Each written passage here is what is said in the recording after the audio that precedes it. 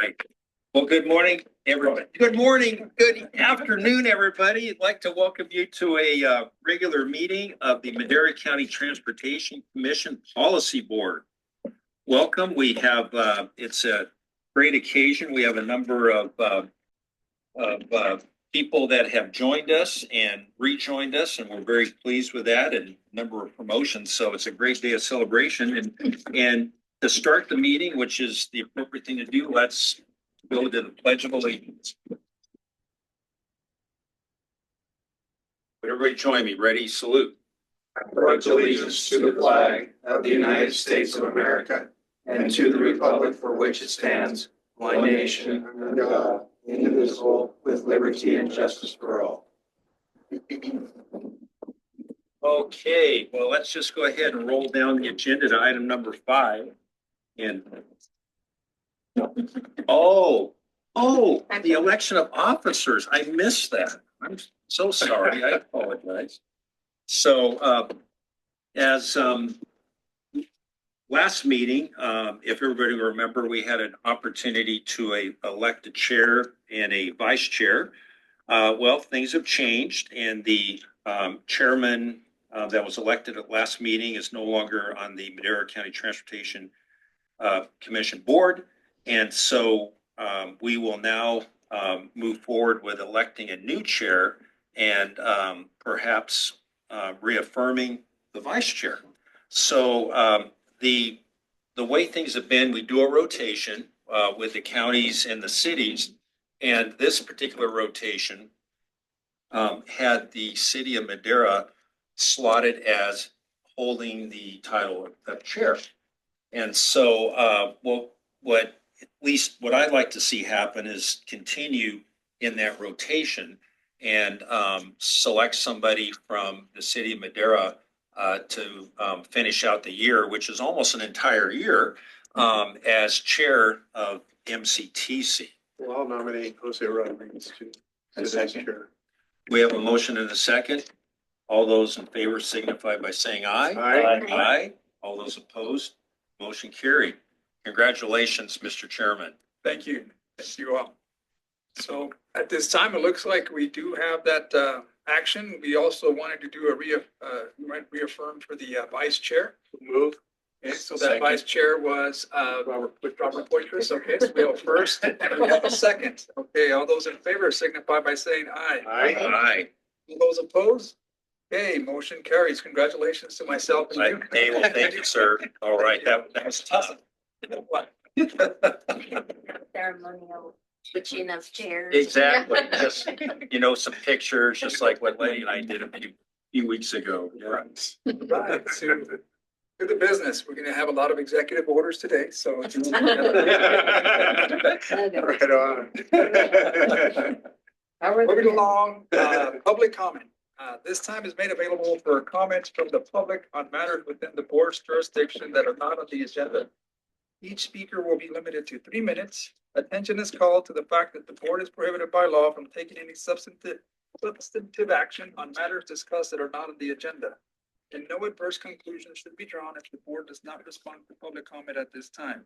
It is requested that no comments be made during this period on items that are on today's agenda. Members of the public may comment on any items that is on today's agenda, and when the item is called, should notify the chairperson of their desire to address the board when that agenda item is called. At this time, I'll ask if there's any members of the public wishing to make a comment. Do we have anyone on a phone call and or Zoom? Seeing none online. Seeing none, hearing none, we'll close public comment and we'll move on to MCTC sitting as a Transportation Policy Committee. Transportation consent items. All items on the consent agenda are considered routine and non-controversial by MCTC staff and will be approved by one motion if no member of the committee or public wishes to comment or ask questions. If comment or discussion is desired by anyone, the item will be removed from the consent agenda and will be considered in the listed sequence with an opportunity for any member of the public to address the committee concerning the item before action is taken. I'll ask my colleagues, are there any items that you'd like to discuss separately? Not, I'll open it up to public comment. None online. Okay. Seeing none, we'll go ahead and entertain a motion. So move. Second. Okay, we have a first from Commissioner Poitras, second from Commissioner Rogers. All those in favor signify by saying aye. Aye. All those opposed? The motion carries. Moving on to item sorry, item 6, transportation action discussion items. Item 6A, Michael Navarro, appointed Director of Caltrans, District 6. And all the support, really do. Thought I'd include this item to recognize you, but you've made your way around already. But congratulations and we're here for you. I appreciate it. Tell us a bit about yourself. Just give us a couple words. I mean, the excitement that you had.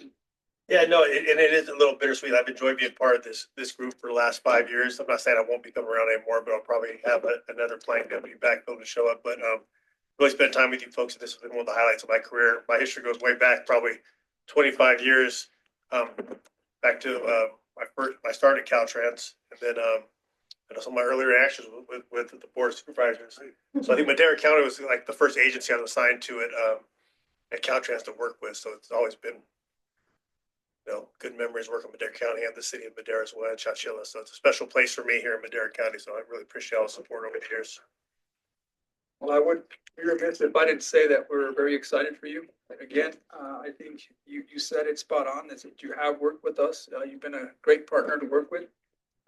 Although you may not be here potentially, but we have your number directly. Until we do. And you've been very easy to work with, especially with projects that we have. So I do appreciate you. Thank you again. I'm not sure if my colleagues would like to add anything. I'd like to add some. Commissioner Rogers. I'll never forget the first meeting I had with Michael and an issue. I think it was on Robertson Boulevard, State Highway 233. And I found him so responsive and practical and very listening and, great listening skills. And it's just been that way the whole way. And I think responsive is the key word for him, that every time we've had a need, my chief of staff reached out to him, he's responded, he's taken care of it. And, we're in a business of getting things done, and he sure is a get it done kind of guy. So I really appreciate him, and I'm grateful that your efforts were noticed and that you moved up through the ranks. I never regret that first letter I sent. Appreciate it. And so we're all proud for you. Appreciate Yeah, it. you bet. Yeah. Never say never. No. I'd just like to see, Mr. Chair, it's Michael, for you, it might be bittersweet, but for us, it's sweet because we have high expectations for you. Before, you were not in the director spot of District 6. Now you are. So you've got an opportunity now and we're going to talk about some things later on. So, so there's nothing bitter about it, so as far as I'm concerned. So very Just good. better. And just better and better and sweet. So congratulations. Thank you. All right. All right, so moving on again, congratulations, Director Navarro. Moving on to item 6B, State Legislative Outlook, Draft MCTC State Legislative Platform and Draft San Joaquin Valley Regional Policy Council Legislative Platform. I think we have someone here from Corey and Associates. Yes, but first, there's 3 items here that I thought I'd include all in one since they're all kind of related and overlap. So with us today, we have Mitch Weiss from Corey Consulting, and he's going to discuss with us the state legislative outlook. There's been a little bit more changes and challenges this year with the president and the administration changes. So it's going to make, our work a little bit different as we walk the halls of Sacramento and our various trips to DC. But the first item on the agenda is on this particular staff report is the state legislative outlook. Then there's the MCTC lobby day. We will be heading to Sacramento on March 4th, meeting with a few of our legislative representatives, as well as CalSTA. And the third item on here is the San Joaquin Valley Regional Policy Council lobby day, which is on March 11th and 12th. And so again, we will be going with the 7 other counties as part of our delegation and going to Sacramento. And the platform is included. There's a draft platform. It won't be blessed until I think Friday, I believe, but there's a draft platform included in your package. There's a draft platform of the Madera County Transportation Commission's platform included as well. But with that, I will pass the baton over to Mitch Weiss and have him explain some of the legislative outlook for you this afternoon. Thank you very much. I appreciate the opportunity to be here. I'll go over just at a high level some of the things that we've included in the staff report. First of all, there's a rundown of the election. That's old news at this point. I'll just note that at a state level, the Democrats maintain a supermajority in both houses, at least 75%. The state budget came out last month. There is a slight surplus. That is funded with transfers from the state's rainy day fund. So absent that, there would be a deficit. There are no major transportation proposals. However, there is a discussion of cap and trade, and it calls out the budget calls out the need to extend cap and trade. Right now, it's set to expire in 2030. As you know, transportation projects are multi-year projects. And so for us to have certainty in this program and to be able to adopt programs and projects and make commitments beyond really the cycle next year, we need to extend it beyond 2030 now. And that will be something that will be a lot of discussion. In fact, the legislature is already having conversations about that. Part of what we've heard is that while there's an interest in doing it, there is not an interest in the legislature in having a food fight over who gets the most. So we'll see what that means in practice. We have the legislative calendar in some detail in the staff report. I'll just note that the deadline to introduce bills is this Friday. And then as mentioned on the 4th, we'll be going to Sacramento and meeting with state officials and legislators to articulate our priorities. We also have a discussion of the gas tax successor in the staff report. We've talked about that previously in some detail, so I won't reiterate that, but I will just note we've heard that the legislature will be having hearings on transportation funding, and we're expecting the first one to be on March 3rd. Regarding the federal funding outlook, I would say that the theme is uncertainty. This is the first time that even previously authorized funding appears to be at risk, and perhaps even previously authorized funding with agreements initiated. So we'll just need to keep an eye out and see how that goes. We're waiting with everybody. It's particularly important for agencies like ours who have received federal grants with our $55 million mega grant. And then the state legislative platform, there are not a lot of significant changes since last year. It's focused on 5 issue areas, which I would say if there's an overall theme, it's securing the funding we have and trying to get additional funding. First is focused on our priority projects and working through programs like the CTC SB1 programs to get additional funding. The second is regional partners and working with our partners in the Valley to make sure everybody understands the importance of the 99 corridor. The third is TDA, or is transit funding reform, and I think there are a couple of things about it. One is monitoring the TDA changes that are being discussed at the state level, and really looking towards, again, securing the funding we have and looking at additional funding. The fourth is related to greenhouse gas emission reduction mandates. Cap and trade fits a little bit into this, but the concern is also some changes at the state level and some of the challenges that there have been in dealing with the Air Resources Board. And again, here also, we're looking at preserving and protecting the funding we've got and seeing if there are opportunities to get more funding. The fifth and last is passenger rail and looking for opportunities to enhance service and connectivity with Central California and the Bay Area, and looking for additional funding for ACE. So those are all outlined in the staff report. With that, I'd be happy to answer any questions. At this time, I'll I'll ask if any of my colleagues have any questions for comments. I'd just like to provide a comment. Mitch, thank you for your report. I like in the strategies where it uses the words feasible and words like that. You see there's some other things, words, but it's recognizing that there's it's not a one size fits all, that there's going to be cases where the CAPDI policies or whatever are just not going to make sense.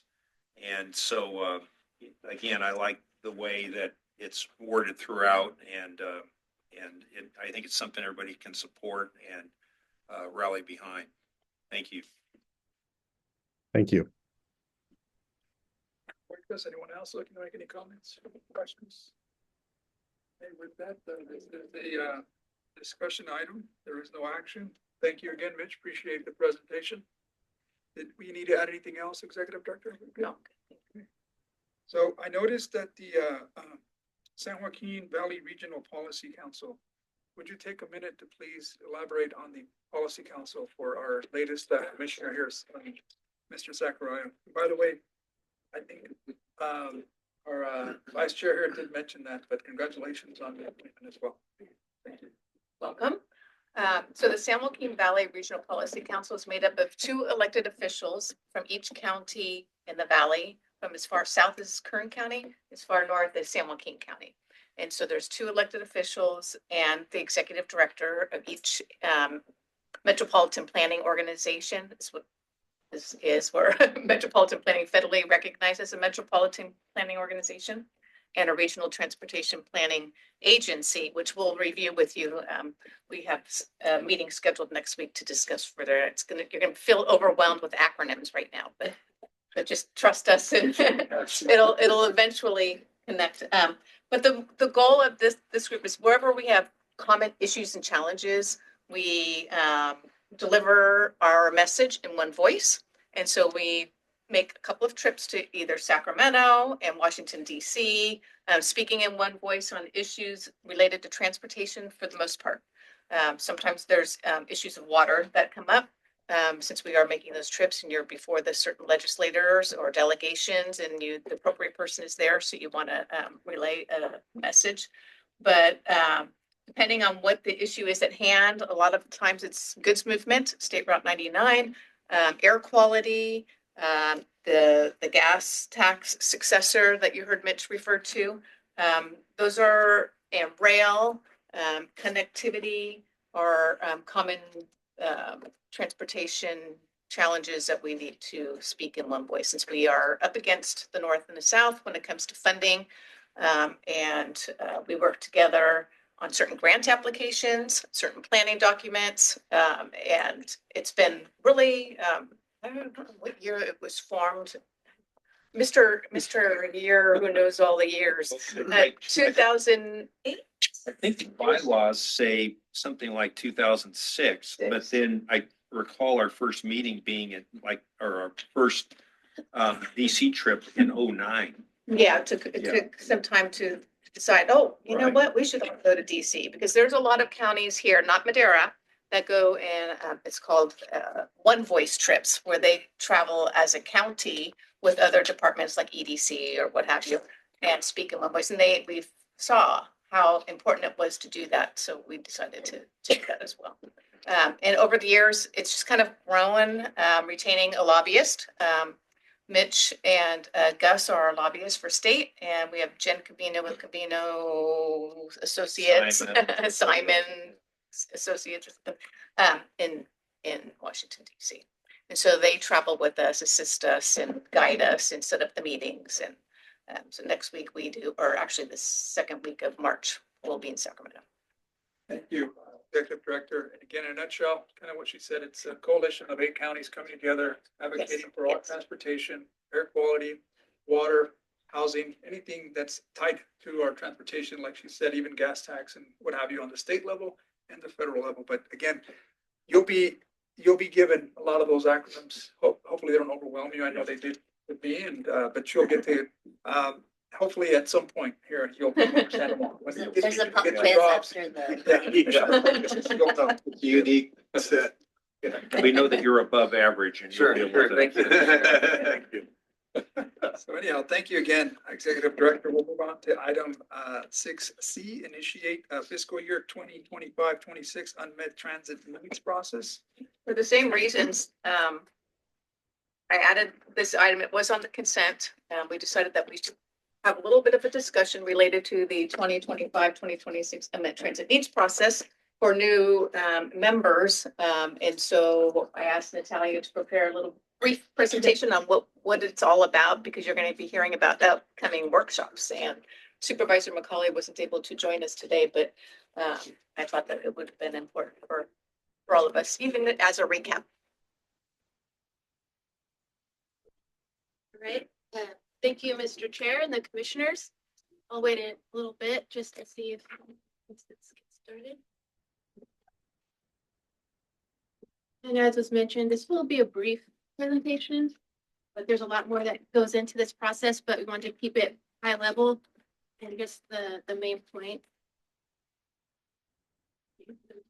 Okay, great. So yeah, so we wanted to take the time to briefly discuss the background of the unmet transit needs process, the ways that residents of Madera County can participate in this process, and also the timeline for the whole thing. Next slide, please. Okay, so the unmet transit needs process got started with funding. Basically, the Transportation Development Act, it was enacted in 1971, and it was to provide funding to achieve two main objectives. The first was to improve public transit, and the second objective was to encourage collaboration on regional transit issues.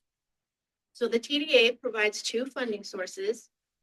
One of them is the Local Transportation Fund, which is a quarter cent of the general sales tax collected statewide, and also the State Transit Assistance Fund, which comes from the statewide sales tax on diesel fuel.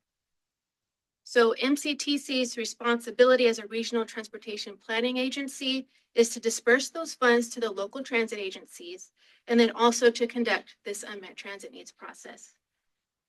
Then, in line with the intent of the funding, then the transit agencies use that funding to improve their transit systems. But because Madera County has a population of under 500,000, there's a provision for us to use LTF funding for other purposes for non-transit uses, such as for street or road maintenance. Okay, next slide, please.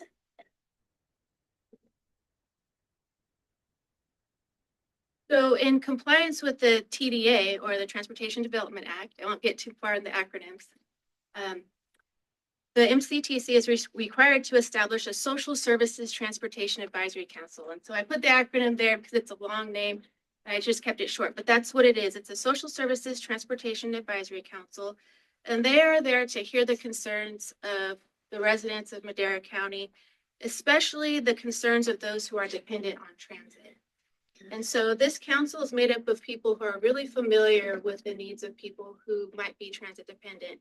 So the council is made up of transit riders themselves, persons with disabilities, representatives from social service providers, older adults. We also have representatives from our local transit agencies on this council. And so one of the main functions of the SSTAC is to evaluate public transit requests to determine if they are in fact unmet transit needs, and then whether or not they're reasonable to meet.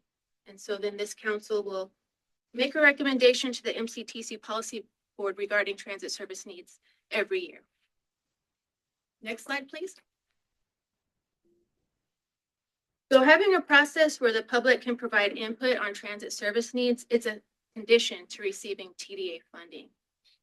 And so the law requires that annually there be at least just one public hearing to get input from the public, but we go way beyond that. So besides the one public hearing that we're required to do, we try to make it convenient for people to provide their comments in the way that's convenient for them.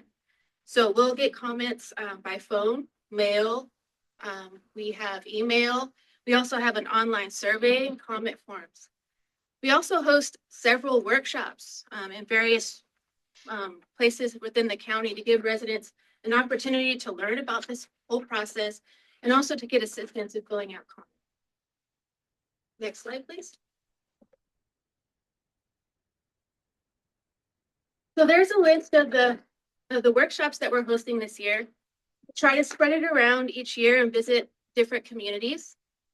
So you'll see there we have a nice lineup. In March 11th, we'll be in Casa de la Viña in the La Viña community. That workshop will be entirely in Spanish. It'll be held in the evening at 6 p.m. On the 12th, we'll be in Madera Ranchos area at the Madera Ranchos Library. On the 13th, we'll be at the Oakhurst Library up in the mountains. On the 18th, we'll be in Fairmead at the elementary school there. And then for those who would rather not participate in person, we also have a virtual option.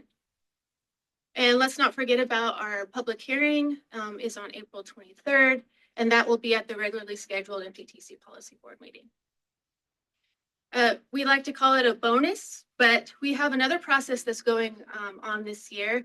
We have our 2026 Sustainable Community Strategy. So any attendees that go to the workshops will also be able to participate in that process as well. So we have a lot going on. Okay, next slide, please. So we're going to be busy, yes, for the next few months. Here we are, we're in February, we're kicking off the unmet transit needs process. We'll be heavily advertising our workshops that we're going to be holding in March. Also, as I mentioned before, April 23rd is the date that we have that recorded public hearing at our regularly scheduled board meeting. After that April 23rd date, the SSTAC will also meet again to go over all those comments that they received as a part of this process. And they'll make a recommendation to the MCTC Policy Board on May 21st. If there are any unmet transit needs that were identified and if they're reasonable to meet. Of course, though, this policy board will make the final determination on transit needs. And then if there are any, then the transit agency will begin to find a solution for those unmet transit needs that were identified as reasonable to meet. Next slide. So I wanted to provide my contact information in case there are any online or here in the audience that wanted to find out more, had more questions about the process, or even wanted to just provide a comment. I also wanted to draw our attention to we have a web page on our MCTC website that is dedicated to unmet transit needs. It has everything you want to find out about the process and also the past unmet transit needs. So with that, I'll turn the meeting back to you, Mr. Chair. Thank you, Ms. Austin. Appreciate the brief explanation. Do we have any comments or questions for Ms. Austin? I just wanted to, if you would help me for our newest commissioner, the definition of unmet transit need to be reasonable. What's the criteria to make that reasonable? What has to take place? I mean, I know in the past we've discussed this, but I think it'd be a good exercise here for. Well, I think it was in 2022 that this board adopted official definitions for what constitutes an unmet transit need, and then the criteria for what determines reasonable to meet. And there's several factors. Some of them to determine they're reasonable to meet would be feasibility, community acceptance, cost effectiveness. There's a long list of about 8 things that the council kind of evaluates each comment by to determine whether or not it meets the threshold of unmet transit need, and then going even further, is it reasonable to meet? So I could also send over those definitions so you can have a chance to look at those too. Thank you. And the reason why I bring that up is because in many cases, there may be one specific resident that certainly needs that transportation meet, but it won't meet the criteria because it's got to be, again, cost effective, and it's got to serve, I'm assuming, a pretty good size of the population. Yes. to be considered unmet. But the term unmet, again, has that just the word itself means like, well, you're not meeting it because it's one individual. But thank you for explaining that. Appreciate that. Any other questions, comments? This is information only. We'll move on to item 60. Thank you again, Ms. Hustler. We have a Social Service Transportation Advisory Council meeting update. Good, so I'll be very brief on that item. As we mentioned before in the previous one, we were talking about the role of the Social Services Transportation Advisory Council. Well, our council meets on a quarterly basis, and we just wanted to provide to you a summary of the meetings that have happened since the last fiscal year. Mainly, we try to make sure that they understand the MNET transit needs process. Some of them are newer, so we want to make sure we keep that in the forefront since that's their main role. And also we try to make sure that they are kept up to date with what's going on with local transit and also any alternative transit services that might be provided in the future. So, thank you. Any questions or comments from my colleagues? Again, thank you Thank again, you. Ms. Austin. Appreciate that presentation. Moving on to item 6E, Transportation Funding Program Update. Troy's going to provide a list of, or a list, a PowerPoint presentation on the current transportation funding, federal, state, local, describe them to you. You've seen this presentation. He tries to prepare it and present it annually. The numbers change. So the numbers and maybe certain actions may have changed on certain projects. So he's going to be providing you, Troy will be providing you an update on that. So I'm told every year this is their favorite presentation all year. So hopefully it's the case again. And the information is useful and valuable to each of you as you go back and work with your staff at your council and board and your agencies. A lot of our transportation projects are federally funded. And with everything that you're seeing going on in the news, you can go to the next slide. These are maybe some of the headlines that you've seen, federal funding freeze and halting programs and reviewing things. And, we're still in that, 1 month in the new administration, what's next? We don't know. And so we're following along with that of what's going to happen with our federal funding, and we'll keep your staff apprised of what we find out and how that impacts maybe projects. And so that's something that we should be all aware of and following. The next slide, just want to reiterate the importance of our sales taxes in our county. We have the LTF that was just talked about from Natalia, and we also have our Measure T, and both of those are funded from the sales tax. And so see, these are some of the headlines that we've seen recently of store closings for some of the brick and mortar, but then we see some of our e-commerce doing well. And so those all have an impact to our sales tax. And so it's something that we follow, we pay attention to. We work with the sales tax consultant, and we look at our forecasting and budgets, but all of those also help fund projects. And we'll talk about some of those here in a minute. The other thing that we have to keep in mind, and we talked about this last year on the next slide, is inflation. Costs of projects keep going up and a lot. And so that's something to keep in mind as we're trying to deliver projects. Is the longer we wait to deliver projects, the more expensive they're going to be. And so it's really important as you're working with your staff to encourage and to help assist delivering projects as quickly as possible to keep the cost down. And the next slide is just a list of, I think there's 10 listed there. These are all programs that MCTC here either administers or controls to some degree. And we'll talk about some of those in more detail and give you updates on all of those.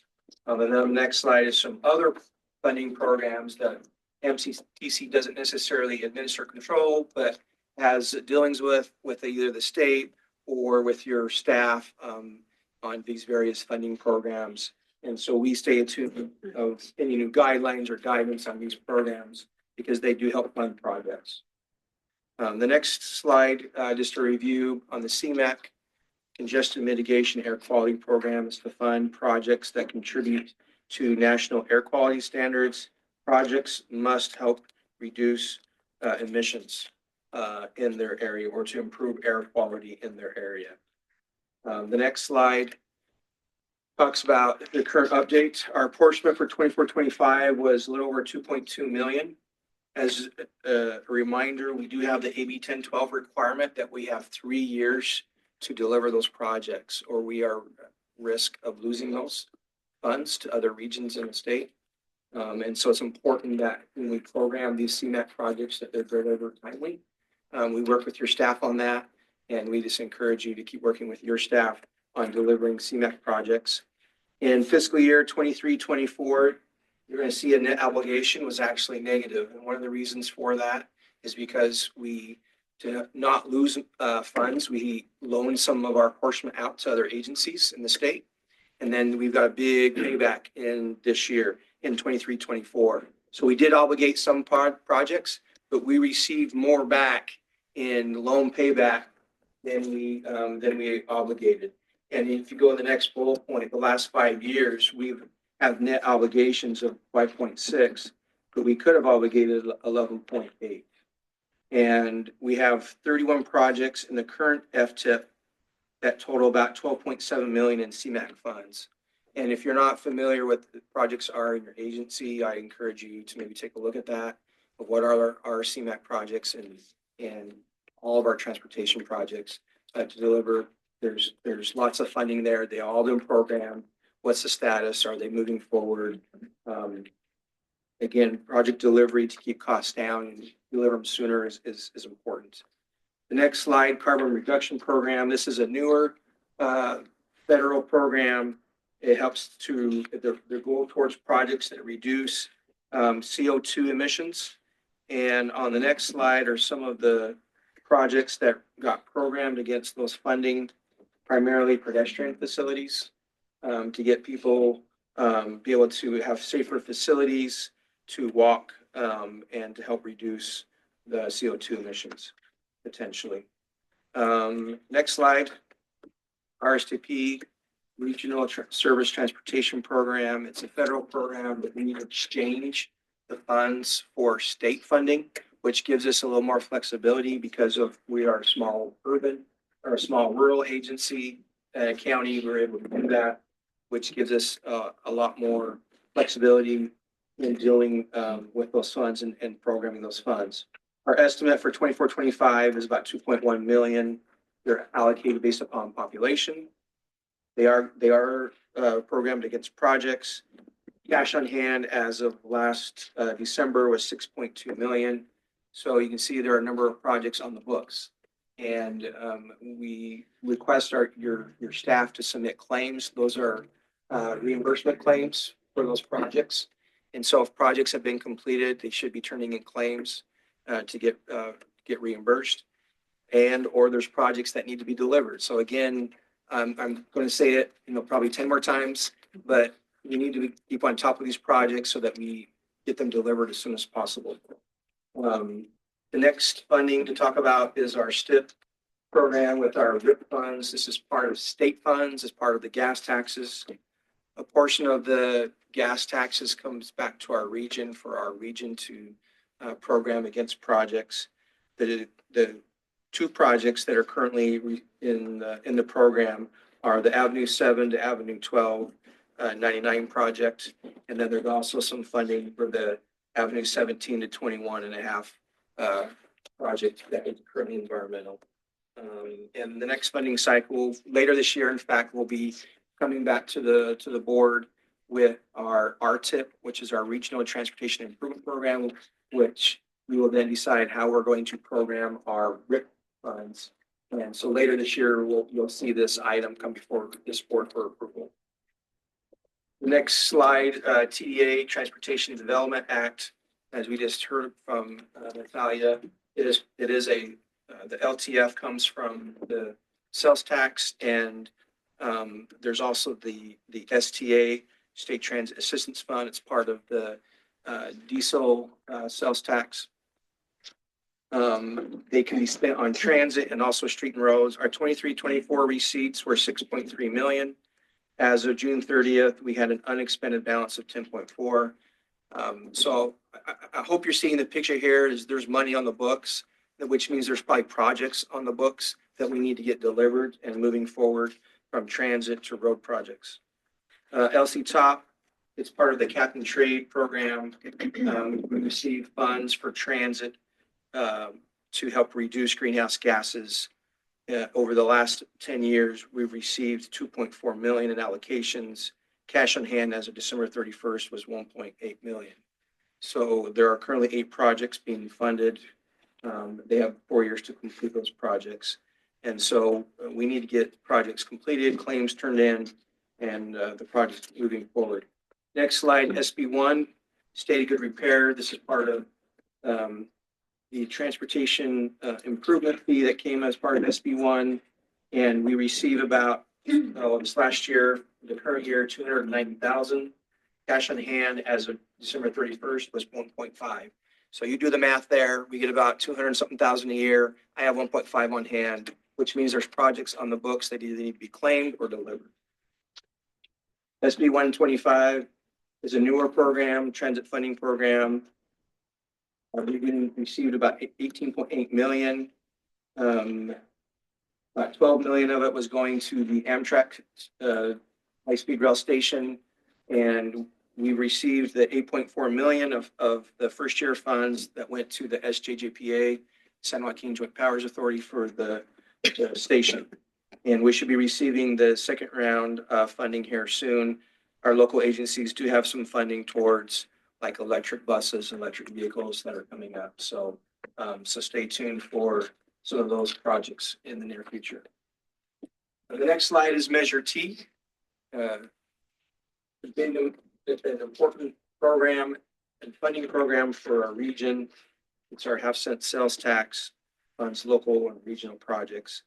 Through the end of January, we have received 181 million and some change in sales tax receipts. In 23-24, our receipts were 16.1 million.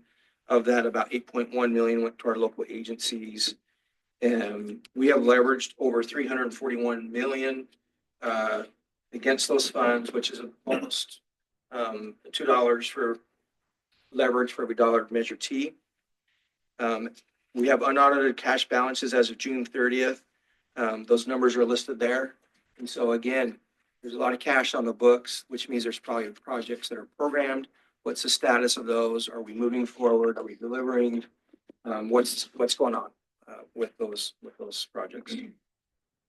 The next program, SB1 LPP, which is Local Partnership Program. Because we have the Measure T, we qualify to receive some formula funds. As you can see, from 2017 to 2024, we received about 2.3 million. And then we get a little over 300,000 a year. Those are programmed with our local agencies, and they use Measure T as a match against those funds for various projects. A few projects that are listed there have been completed: Avenue 7 rehab, various rehab locations throughout the city of Madera, Orange Avenue, 6th Street, Road 30 curb and gutter, Avenue 15 rehab, which is in progress. And then this is a program, again, that we are eligible to receive because we have Measure T. And so as long as SB1 is around, we'll continue to receive this because we still have Measure T. To remind you, we did receive 5 million in a competitive grant for the First Midtown project. And this last November, we submitted an application for the 233 interchange project to request some grant funds. The county, as part of information, the County of Madera also applied for some LPP competitive funding for the State Route 41 Expressway project, utilizing the road impact fees as the match. So just a quick regional program update. The current projects that are being worked on are the 233 interchange improvement project.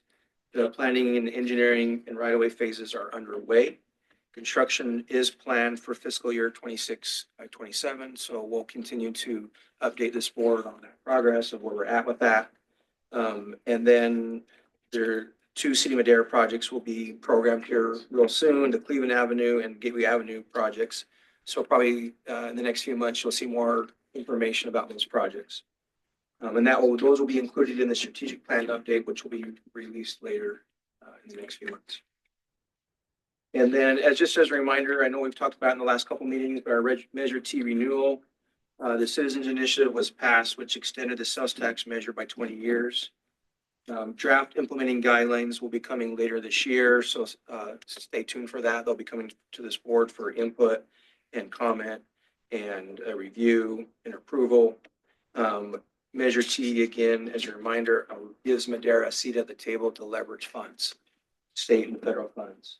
And the Measure T we know also had enhanced oversight by the Citizens Oversight Committee, which is really important. That concludes my presentation, and I'm available to answer any questions you may have. Thank you, Mr. McNeil. This time I'll ask if any of my commissioners have any questions or comments. Roy, go ahead. I was just going to say that, Troy, several times, in fact, I counted 3 times you mentioned about how important it is to, for projects to be delivered. And so that would be, as commissioners, each of us, we're assigned by our jurisdictions. So the recommendation, it sounds like, is for us to meet with our appropriate representatives to discuss projects and to see what we can do or see what's being done as far as delivering them and becoming more familiar, because that can, I could see where, there could be a disconnect there, because if staff is working directly with staff, but if the electeds are not working directly with staff, there could be some kind of again, maybe an encouragement to get these projects going on. Is that kind of what? Yeah, there's always an encouragement. Obviously, MCTC is not an implementing agency. We administer some of the funding, and there's only so much that we can do, and so we just encourage that there is discussions, and want to use the word accountability. That's a good word to use in the world of government. Is where's the accountability to deliver projects? We have the funding, and what's the status of projects? Sometimes there's delays of projects that are outside of our control from railroads or environmental issues that come up. They're outside of control that we have to deal with. And sometimes it's just maybe it's a staffing issue that we can address with our policy boards and councils to figure out how we can deliver projects. And so, but if we're not aware of them, how can we help? Right. And also, the longer that they're delayed, the higher the costs could go up as far as to deliver. So you may have the money to complete the project one day, but 6 months later, because of delays, there may be a gap. Right. And it does happen. And unfortunately, but the sooner we can get projects delivered, the cheaper they will be, and the public will have benefit of them. Another important point is we never want to be in a position that we're losing funds. So there's some of these have certain guidelines where it's use it or lose it. And so we will sometimes apply the pressure with your city managers or with you to apply some pressure with your staffs. My understanding is, Troy, that each jurisdiction obviously staff has the list. Is it possible to also get a list from you as well, the projects that from each jurisdiction? So the projects that we're aware of, we can provide, but there might be projects that we're just not aware of. Okay. And I'll just give an example, LTF. We administer that, and some of those goes to street and roads, but we don't necessarily require a detailed listing of what all those projects are. But so they'll have that at your staff level. Right. Where are you allocating, those funds? Is it just all for street maintenance? Is it towards projects? They could provide that. So it's a combination of both. But all the data essentially that we have comes from your staff, except for like the Measure T regional program. We have some more information on that. So I would recommend to go to them first. Some of the funding is passed through. And then because we're a small county, your cities are saving money for a larger project. Correct. So that might be a reason why you're sitting on a certain amount of funding. But sometimes the funding has already been assigned to the certain project. At least you will know that, right? Yeah, and I said that multiple times, is a lot of these funds, we may have the funds on the books, but they're probably assigned to projects already. Doesn't necessarily mean we have a lot of money to do new projects, but talk to your staff and see what they have on the books, what funding is available if there is a project you want to do. Yeah, a lot of times, kind of to the point that Commissioner Poitras made earlier, is that we may have funding assigned to these projects, but it's just a small amount of money. By the time we have the project funding, the inflation cost of construction, we no longer have half of that cost. And then certain things that are required now with the state, I know that could potentially put a strain on it when you're having to mitigate for congestion and what have you. I know you use the terms project delivered and project completed. I want to say that those two are interchangeable, but they're not, are they? So, yeah, you could say that they're They're committed funds, would you say, and to a project and then Yeah, something that's delivered in a project could mean the same thing. Um, Yeah, I'll just leave it at that. Perfect. Yeah, okay. In Cal, if you're speaking to Caltrans, a project could be delivered, but it's not necessarily fully completed until they did all the final paperwork. Correct. I know Yeah. there's jargon that we speak Yeah. when it comes to transportation, but a project delivered doesn't necessarily mean Yeah. that it's completed, right? I- Okay. I have a project, I'll just give an example, 41 passing lanes Mhm. is a project that's been delivered. We all, if we drive on 41, we've seen it, we've seen those passing lanes, but it's still open. It's not a closed, completed project because there's some environmental mitigation that we're still dealing with. And that project was completed a number of years ago. So you're right in the sense of we need to complete projects, we need to deliver them and then complete them as well so that we can move on. Because sometimes some of the funding gets tied up in some of these projects that are open because we can't move the funding to something else until this is closed. I will give a caveat. I did warn your staff that we're doing this presentation, that they might be getting phone calls or emails from you, so it's no surprise to them. They're almost expecting a phone call or to you to talk to them, so. Yeah, my wheels are turning right now. I have a question. Yes. You talked about funds that are committed but could go away because we haven't engaged. And some of that may be due to not shovel ready or what have you. And do we have a system within the MCTC where we notify other jurisdictions within our coverage that say you have a shovel ready project for this, we've got this money available, the other project is not going to go through at this time. It might still be funded, but not with this year's funds. And those funds would be available for something else. Do we Yeah, so utilize we've that? actually brought a couple of maybe smaller things to the board where they approved some exchange of funds because one agency maybe couldn't deliver the funds and they were lapsing. And so we allowed another agency to move forward to spend them down so we didn't lose them. We have done that, and we might continue to explore, some other possibilities in the future, maybe on some larger projects. So stay tuned. There might be some conversations in the future about that. Because number one, our job here at MCTC, when I work with some of our staff here, is we want to make sure we're not losing anything to our region. And so we'll loan out, we'll make agreements, we'll do what we need to so we don't lose the funds. Yeah. I didn't hear you talk about CMAQ funds. I'm particularly interested in those. Yeah. I realize that we can use those for urgent repairs that are necessary in some of the roads that we've got, chip and seal and what have you, because they're so depleted, they're dangerous.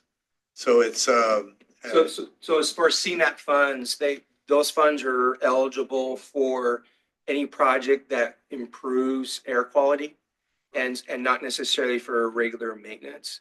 And so we just have to be careful of as long as it qualifies under the eligibility, they could be. And that was right. we usually have those conversations with your staff because we have to program those into the FTIP. And then from there, they apply to Caltrans. And so the first level of eligibility is MCTC staff. And then we send it to Caltrans for the second review of the eligibility. Yeah, the reason I ask about that, now I remember the conversation I had with our new public works director.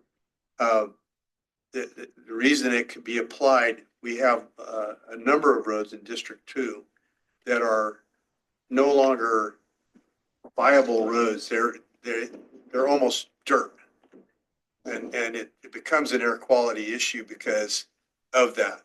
Yeah. And there was also an indication that we might be able to utilize that to chip up roads, to turn them to kind of like gravel and then spray them and with a dust retardant. That would be another way of dealing with some of those roads that are kind of roads to nowhere. They're way out in the country, and they'd be more passable as gravel than they would like they are. They're just not viable as roads. They're 13 PCI. that's not a travelable road. That's a, And I commend you for talking to your staff, and those type of conversations should be happening, and we'll defer, you know, to working with your staff Yeah. on the eligibility or what. I'm how you very wanna interested in program the that, in funds. that kind of stuff. And then when they come to us, we do the review, and then they go through a call for projects process, and they get awarded, and so. Well, we'll go through and do the nuts and bolts work on that and get a list for you. And, if you can help us accomplish some of that, that would be really great. Yeah, I would just recommend to talk to your staff, and then they'll submit a project for award. Great. Thank you. Thank you, Commissioner Gonzalez. Yeah, thank you.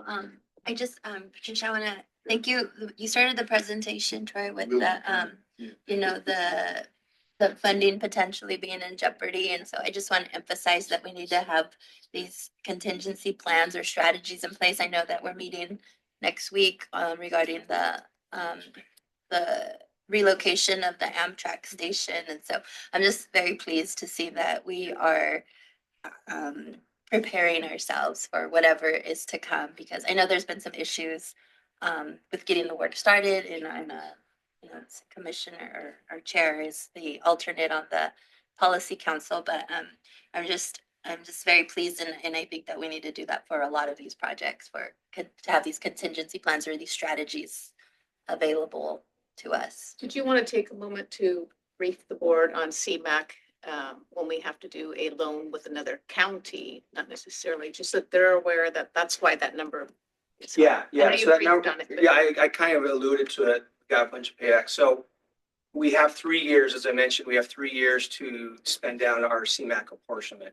And if we're unable to do that, we then look to our other peer agencies in the state to see if they're able to take on those apportionments. And we've been able to do that successfully. And then we have an agreement of that they pay us back those apportionments. So we're not exchanging money. We're just exchanging apportionments on paper, and then we give it to them, they give it back to us, but then it helps us out to not lose funds. And so we do have a number of funds that we've done that in the last few years, that we've loaned out, that we've gotten back. And so now we're kind of on the hook here. We need to deliver projects, or we might have to loan out again.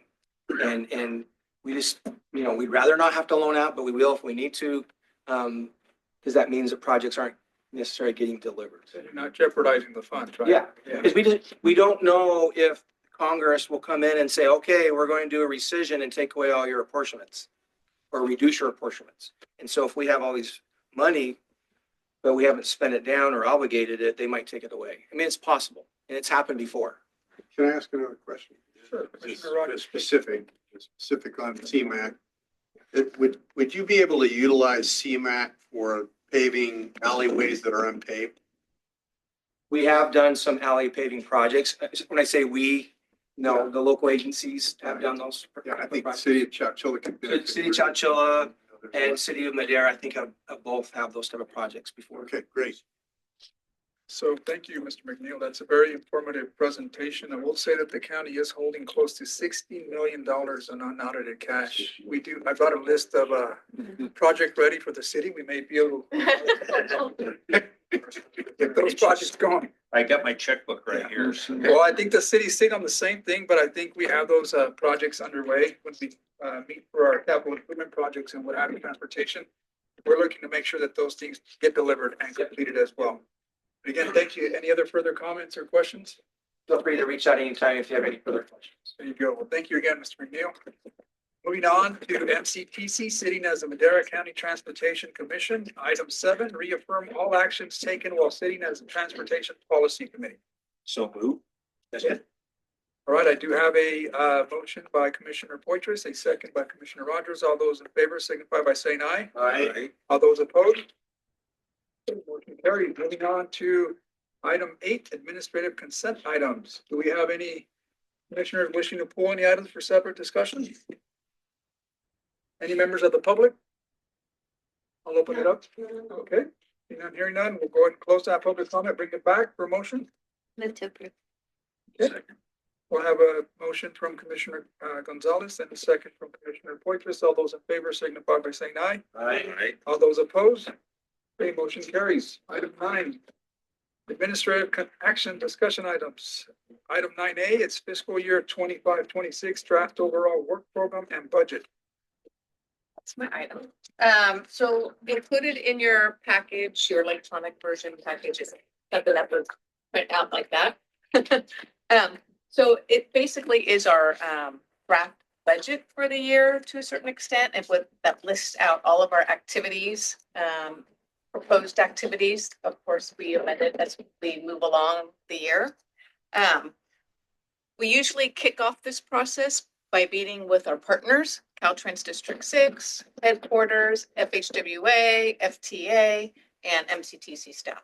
And we did that on January 7th, and we talk about, what our accomplishments were this past year or this current year that we're in, what projects are going to be rolling over to the next year, what new projects are we going to be adding, or new activities are we going to be adding into our program, which will kick off July 1st. It just takes a couple of months to get to that point for the approval process.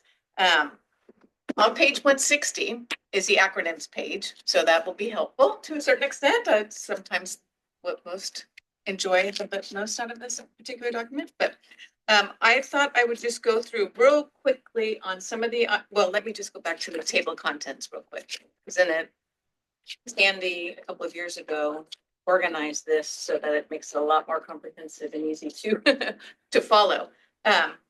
It's in certain sections. So the beginning, we'll talk about some background and overview of MCTC and the roles and responsibilities of MCTC and the Madera County Transportation Authority. And then there's the work elements that we go into. Work elements are tasks for the year. And the first section are in 100s, and it's regional transportation planning. So any kind of work element related to regional planning is listed there. Then we move down to public transportation planning, which is transit and rail, active transportation planning, complete streets, active transportation. Then there's next section is highways and corridors and routes and regional significance, which addresses goods movement and regional routes of significance. And then programming and financial management, which is our federal document, our federal transportation improvement program, our transportation program development, the state transportation improvement program are to those work elements. The next section is data services, forecasting and modeling.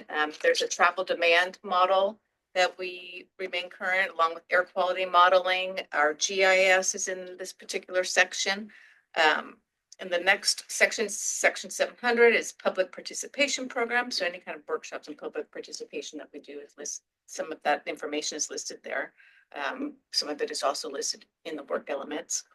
The section on 800 is project administration, which is the Transportation Development Act and Senate Bill 125 Transit Program. And then there's another section for others, which is our lobbying activities. Lobbying is not funded by our grants that we received. Lobbying is only funded through your membership dues. We are not, it's not allowable to use any of our funding on those types of activities. And so that is always called out and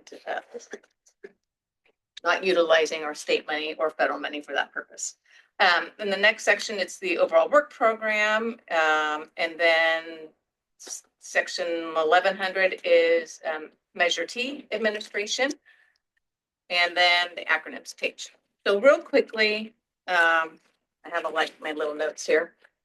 What you're going to see a lot of this upcoming fiscal year, some of the next couple of months, and then it moves into the next fiscal year. You're going to hear a lot of us talking about staff-wise workshops. You heard Natalia mention it. The regional transportation plan and sustainable community strategy.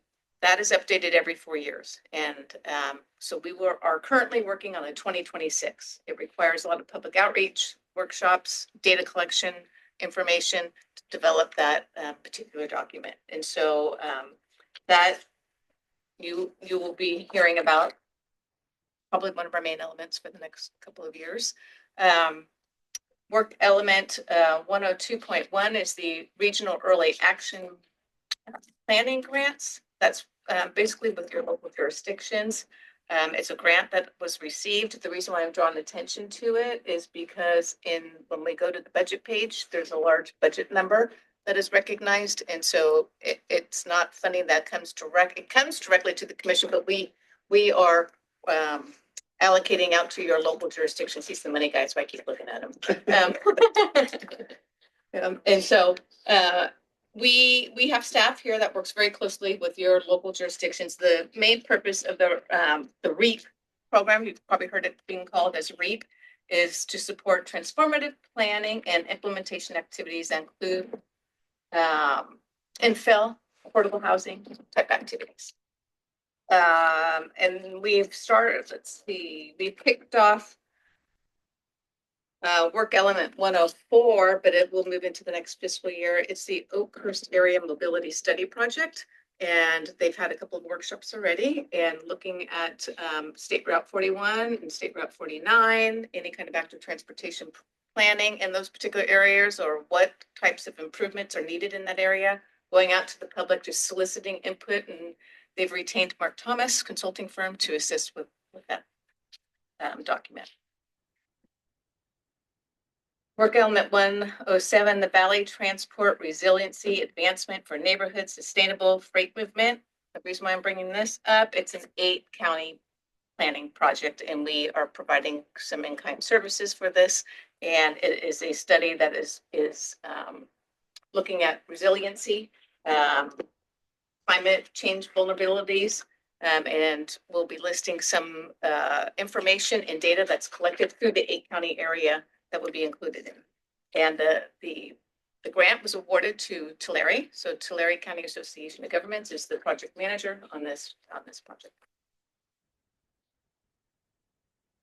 Work element 201 for transit. You've heard some discussion related to transit. It mainly, like I mentioned earlier, community events, and discuss transit in the Madera region, strategizing the Madera region, what's the best transit opportunities available, given funding availabilities as well.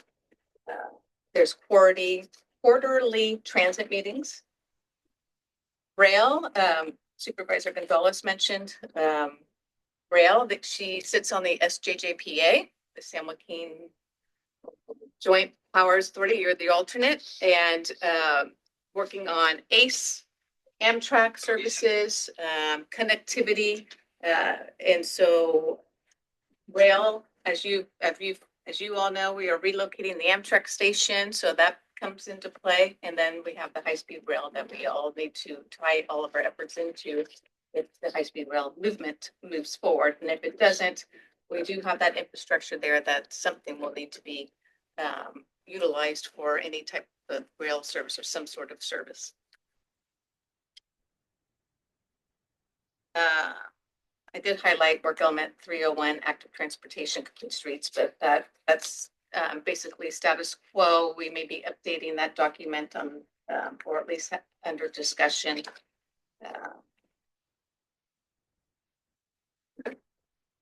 Work element 401, highways, corridors, and routes of regional significance. Our State Route 99 is our focus. Completing State Route 99, we have a 99 coalition with Tulare and Merced and Madera. And we will continue to move forward with our advocacy efforts and educating the state and federal government on the importance of goods movement and safety along the State Route 99 corridor and completing what they've already started. So that, and inland port discussions, if they come up again, I haven't heard recent discussions about inland port, but I'm sure that those will come to fruition again at some point or another. We don't want to discuss it, Ms. Yeah. Supervisor McDaniel. Yeah. Yeah, they've already got. Because they already have one. Yeah. Let's see what you got here. And the CMCP. So that was listed as part of this work element as well. The CMCP is a corridor management plan that Caltrans is working on, will be completed in June, needs to be completed in June in order to request a construction allocation from the California Transportation Commission for our 99 project. So we are very interested in making sure that that remains on schedule. Work element 502 is the STIP. That's State Transportation Improvement Program.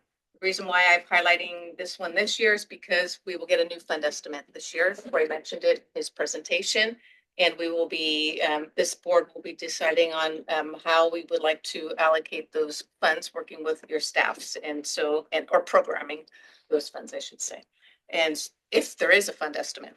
So what I've heard is, well, statewide, sometimes there's funding available, sometimes there isn't funding available, and it kind of goes up and down. Then there's a recession, or then you got to pool money, or then you add money, money falls from tree. It's different every year, or every couple of years, I should say. I am told that there's probably it's not going to be as solid, I guess, as the past STIP, but there will be potentially some funding in this STIP. This is just what I've heard in Sacramento. It's not hot off the press information. This is just walking the halls information. And, but potentially in a couple of years, there may not be STIP. So there may not be a STIP in 2028, for instance, but there might be something in 2026. So we are preparing ourselves to tell our story to Sacramento, working with Caltrans District 6, Caltrans headquarters, CalSTA, on State Route 99 and the importance of State Route 99. We have a regional fund that is provided to us, a regional share. The state has a state share called the Interregional Improvement Program. And so we will be working with Caltrans to hopefully see if we can get some funding for State Route 99 for design and right away on the next section. Work element 601, the travel demand model management. I highlighted that just because we're working on our R2P SES and we will be updating our model. And there's a need to update the model and invest in that. And there'll be a significant investment in improving our model. And same with air quality modeling. GIS, I highlighted work element 601 to mention to you today because we have some excellent staff here that is working on some GIS and mapping, and hopefully we will have a web-based tool for the public. And so they are working on that right now, and that will include all of our projects. And so you'd be able to go to that web-based tool and see where the projects are, and any kind of information related to them. And then what you've all been waiting for, the budget is included in the appendix. It's a draft. It's the draft budget. It comes back to you for amendments frequently throughout the year. Again, this is just draft. This whole document is just draft right now. Revenues have increased 53%, and that's partially due to REAP. I'm sorry. And then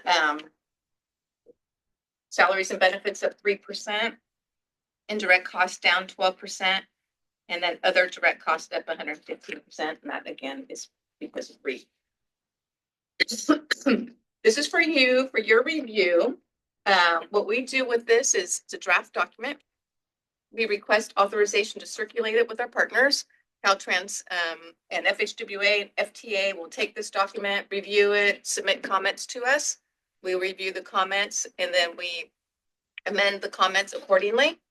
Bring it back to you as a final document for your blessing and approval, and then we send it off to Caltrans. So this is before you for just for circulation for information and direction to authorize staff to circulate it. Thank you, Executive Director. At this time, I'll ask my colleagues if they have any questions or comments. Do we have any members of the public wishing to make a comment? Okay, not hearing none, I'll bring it back. We do have an action to authorize circulation of the draft 2025. Okay, we have a motion. Second. Okay, we have a motion from Commissioner Rogers, second Commissioner Poitras. All those in favor signify by saying aye. Aye. All those opposed? Okay, motion carries.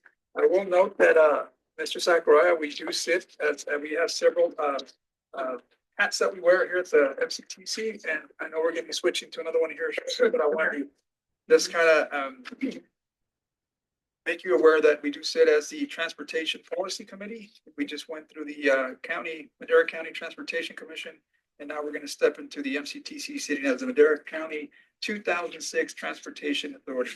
And that may be something that we can share with Mr. Sakurai. Yes, we'll be meeting next week. And awesome. So let's go to item 10, authority administrative consent items. We have any There is none. Okay, so we'll move on to item 11, authority action discussion, none. Okay, so we'll move on. We're wrapping this up pretty quick. Item 12, miscellaneous, 12A, items from staff. Yes, I was in Sacramento a couple weeks ago and with our State Route 99 coalition staffs. And we all brought information with us pertaining to our county to kind of tell the story to our state legislators and their staffs. And it was really helpful. We have various projects in Madera County, and I had fact sheets with me in a folder and was able to hand them out to all of our delegation representatives, staffs, and there's a fact sheet for all the projects that I'm aware of that we're kind of working on. And I'm sure there's some we're missing in here, but ranging from the State Route 99 projects to high-speed rail to Oakhurst mobility study, State Route 233 interchange, State Route 233 complete streets, State Route 145 road diet. And so I thought, well, in conversation with Supervisor Poitras, he said it would be helpful as well to have a folder whenever he is also in certain places and needs certain information or documentation. So I thought I would pass out one of these packets to each of you today for your review.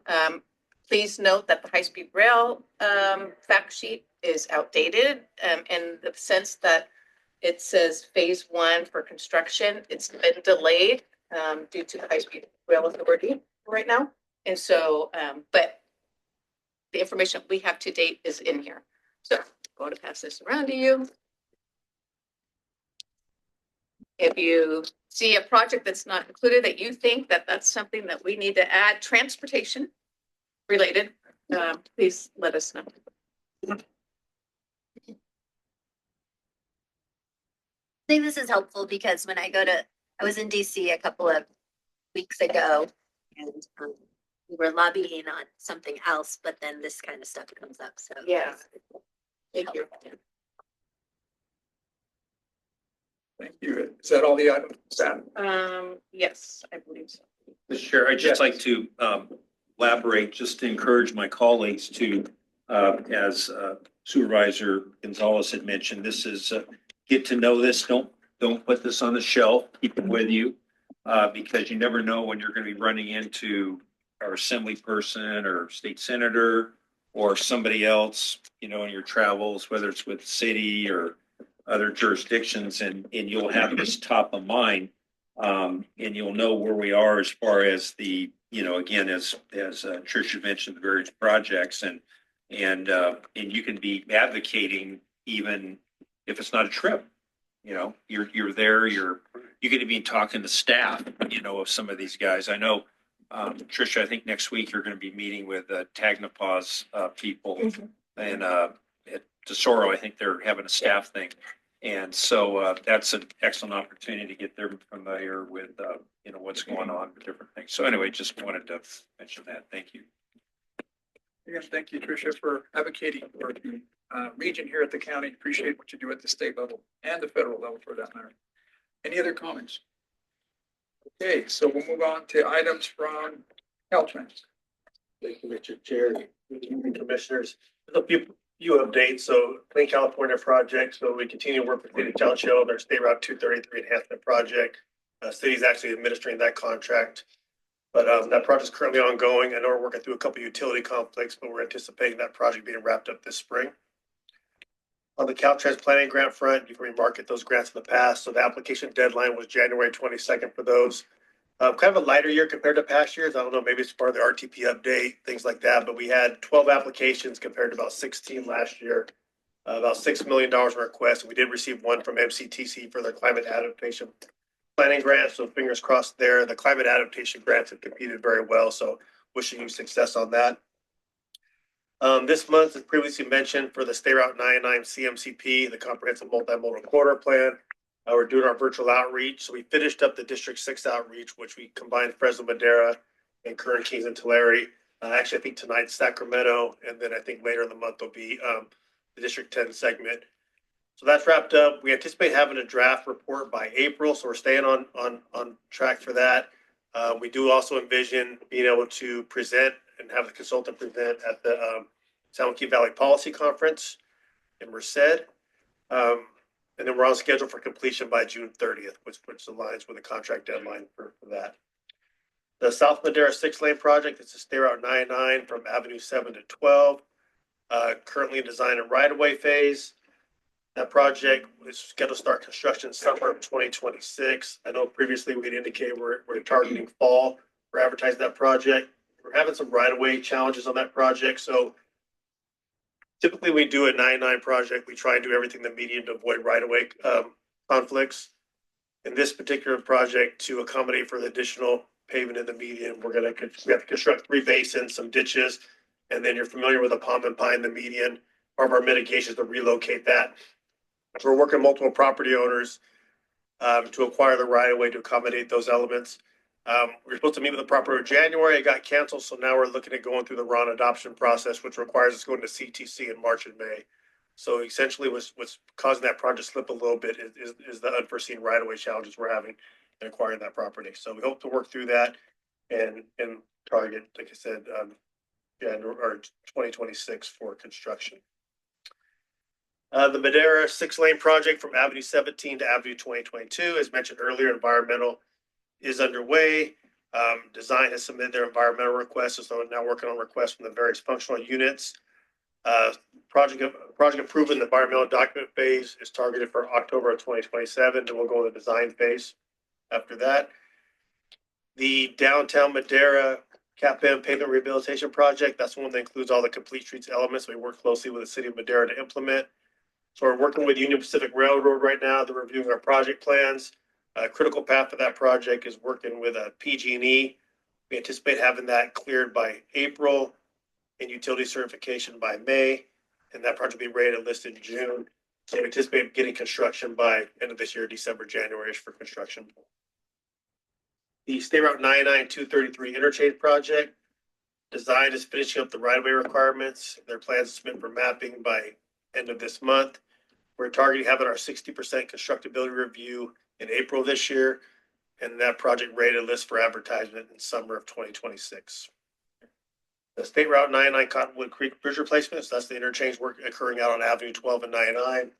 The southbound ramp was open to the public already, and then we're targeting this Friday, probably Friday morning, to be able to open the northbound off ramp. So that's good news, and they anticipate having that project complete.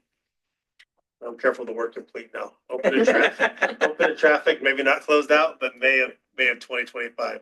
We say project complete, sometimes we mean open to traffic is another terminology we use at Caltrans.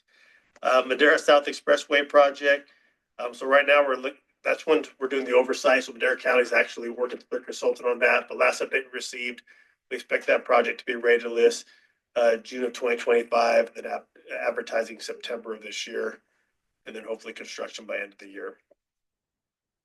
And then the Ranchos Rehab project, that project's essentially open to traffic. We're working on some punch list items out there, tied up some loose ends, but the project should be closed out or complete by April of this year. And the last project, the Chowchilla CAPM project, that's a pavement rehab project where we're doing the complete streets elements as well, enhanced visibility crosswalks, bulb out sidewalks, flashing beacons, etc. We are in the design and right-of-way phase and expect that project to be ready to list in November of 2026. That completes my update. Happy to answer any questions. We get a couple of phone calls about utilities cutting down all fees on Robertson Boulevard. Cutting down the palm trees? Yeah, actually cutting them down. Part of that. Yeah. Is it not Caltrans work occurring? Is it? No, it was utility. Okay. It was probably PG&E, my guess. You know approximately where? I don't. Okay. I'll look. I'll check with I got 2 phone calls on it now. Okay. They were like panicked because that's an icon for Right. Yeah. that region. I hadn't heard that yet. I'll check and see if our public information officer received any calls or not. I'll circle back. I haven't been able to that. figure out where they did it. Okay. Any other, Yeah, Mr. Chairman, I'd just like to mention the issues with 12-7. the right of way. I know that, on 41, the county's moving forward with some eminent domain, so we can get that right of way thing, get past that. Is that something Caltrans has considered? Yeah, similarly, when you go through the record of necessity is essentially kind of we're going through that process, and that was unanticipated. We were negotiating with the property owner. There's some that decided they're not really interested in parting with the property. Some it's over dollars and cents, which I'm sure we could work out. But that's kind of what we had the CTC appearances lined up for to force the issue. And then when you talk about 2026, does that mean the year 26 or the year 25, 26 or calendar year 26, or as far as starting construction? Yeah, so that one we were talking early 20.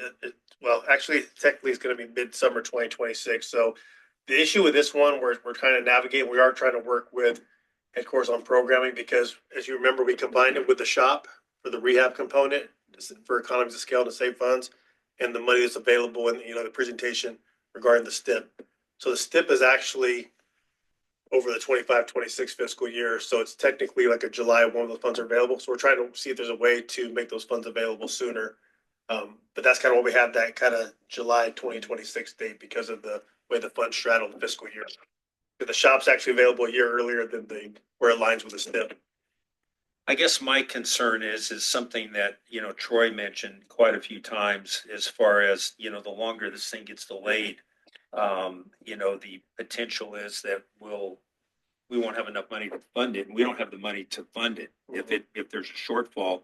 And I guess I'm looking to you, what can we do about it? What can we do to keep this thing on track? What can we do to ensure that we don't have these right-of-way issues and other things that may come up? I mean, I look at myself as a county supervisor, number one, I'm very, I have to be honest, I'm very disappointed that we've had this delay because I've been talking about it. And I'm also, then since we've had this delay, could we have another delay? And then we get in a situation where we don't have enough money to complete it because we haven't been able to deliver it.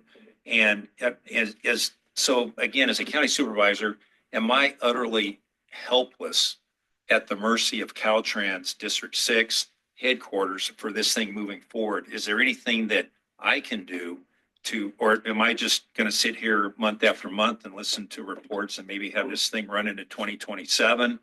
And, so I'm looking to you. Right. I understand that. I appreciate the question and apologies for your frustration. Like I said, I think as far as you being county supervisor, I think, trust me, you have advocated me that I am going to continue to push this issue as much as possible. The right-of-way challenges can be a little frustrating and unanticipated. But I know that working with the team, we've tried to elevate this with headquarters, try to elevate this, get on the CTC calendar, move these forward as fast as possible. And then, like I said, have those conversations of trying to make funds available as soon as possible as well because of the challenges we're having in the fiscal years. But I think this is one we're going to have to stay on top of. And by all means, feel free to voice your frustration. I have no problem carrying those forward. But I mean, what can I do? And who do I voice my frustrations to? Is it just to you? Is it to somebody in headquarters? Is it to, so again, I'm looking to you for your advice because I can say I'm going to do this and this, Sure. But best. And we put our trust in you as the District 6 director to be able to, lead this effort. Right. So I'm looking to you for that. I think currently you voice the frustrations to me. And so I can work with my team. Because like I said, I think the right-of-way rests in our shop. It rests locally here in the district, and it's something we're going to deal with. I know for me coming to this role, in all honesty, diving into project delivery is something that's my number one priority. I've been working in, like I said, I come from the planning side of the house, but project delivery is something that's been kind of a statewide challenge with things like right-of-way, utility conflicts, et cetera. And I think it's something we're looking at statewide as a team and leaning on fellow district directors on opportunities for success. One thing we've done, like with some of these other ones with right-of-ways, like PG&E challenges, we're starting to engage them much earlier, meet with them on a tri-weekly basis, and have those conversations early. Same thing with the railroad. I think all these things that we've learned and lessons learned from other projects where we struggled, we're trying to engage and communicate a lot earlier in the process. So we don't run into these in the right-of-way phase. Because what happens is, and I do feel for right-of-way, for a long time it seemed like environmental was everybody pointing their finger out for project delays. Right-of-way, because it comes at the very end of the process, it makes all those earlier phases much more important because otherwise you start compressing the right-of-way schedule.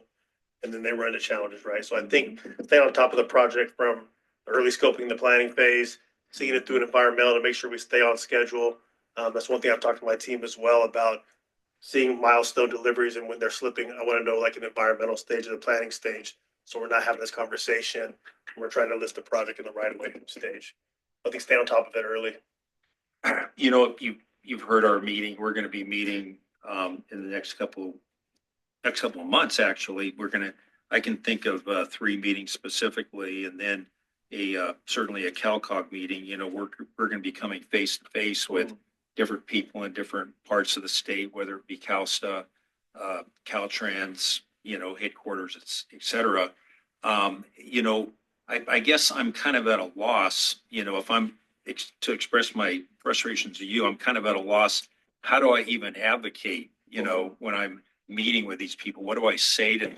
It's like, am I just mum like everything's wonderful, or do I, you know, say something, or do I, you know,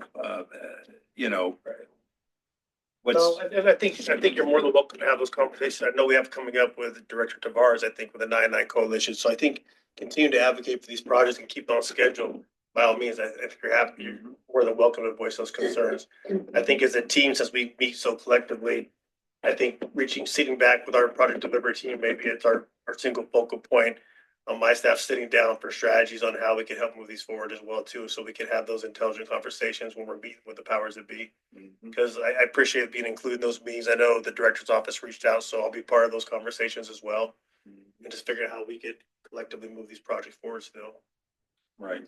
You know, I know my colleagues here and certainly supervisors can appreciate this. You know, we're, you know, locally elected, and, you know, we're the ones that are face to face, you know, with Sure. people and, you know, have to answer. And I know there's other people working on these things, but it's like, you know, citizens, you know, they show up at our board meetings and city council meetings, and, you know, we see them face to face and so forth, and we're elected to be able to push these things forward.